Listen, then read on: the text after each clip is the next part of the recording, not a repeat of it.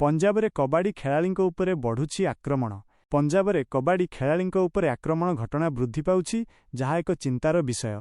ନିକଟରେ ଘଟିଥିବା ଘଟଣା। ଗତକାଲି ବିଳମ୍ବିତ ରାତିରେ ଲୁଧିଆନା ଜିଲ୍ଲାର ସମରାଲା ବ୍ଲକ ଅନ୍ତର୍ଗତ ମାନକୀ ଗାଁରେ ଏକ ବଡ଼ ଘଟଣା ଘଟିଛି। ଶିକାର ହୋଇଥିବା ବ୍ୟକ୍ତି 23 ବର୍ଷୀୟ କବାଡ଼ି ଖେଳାଳି ଗୁରବିନ୍ଦର ସିଂହଙ୍କୁ ଗୁଳି କରି ହତ୍ୟା କରାଯାଇଛି। ଆକ୍ରମଣର ଶୈଳୀ। ପୋଲିସ ସୂଚନା ଅନୁଯାୟୀ 4 ଜଣ ମୁଖାପିନ୍ଧା ଆକ୍ରମଣକାରୀ ଏକ ମୋଟର ସାଇକେଲରେ ଆସି ଗୁରବିନ୍ଦର ଏବଂ ତାଙ୍କ ବନ୍ଧୁଙ୍କ ଉପରେ ଅତର୍କିତ ଗୁଳି ଚଳାଇଥିଲେ।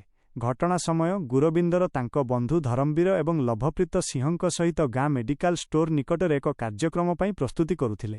ଆକ୍ରମଣକାରୀମାନେ ବିନା ଚେତାବନୀରେ ଗୁଳି ଚଳାଇଥିଲେ ଏବଂ ଘଟଣାସ୍ଥଳରୁ ଅନେକ ଖାଲି କାର୍ଟ୍ରିଜ ଉଦ୍ଧାର କରାଯାଇଛି। ଦାୟିତ୍ୱ ନେଇଥିବା ଗ୍ୟାଙ୍ଗ ଲରେନ୍ସ ବିଷ୍ଣୋଇ ଗ୍ୟାଙ୍ଗ ଏହି ହତ୍ୟା ପାଇଁ ନିଜକୁ ଦାୟୀ କରିଛି। ଗ୍ୟାଙ୍ଗ ସଦସ୍ୟ ହରି ବକ୍ସର ଏବଂ ଆର୍ଜୁ ବିଷ୍ଣୋଇ ଏକ ସୋସିଆଲ ମିଡିଆ ପୋଷ୍ଟ ମାଧ୍ୟମରେ ଏହା ସୂଚାଇଛନ୍ତି। ପୂର୍ବ ଘଟଣା। ଏହା ପୂର୍ବରୁ ଅକ୍ଟୋବର 31ରେ ଲୁଧିଆନାରେ ଅନ୍ୟ ଜଣେ କବାଡ଼ି ଖେଳାଳି ତେଜପାଳଙ୍କୁ ମଧ୍ୟ ହତ୍ୟା କରାଯାଇଥିଲା। ଏହା ଅତ୍ୟନ୍ତ ଦୁଃଖଦାୟକ ଘଟଣା।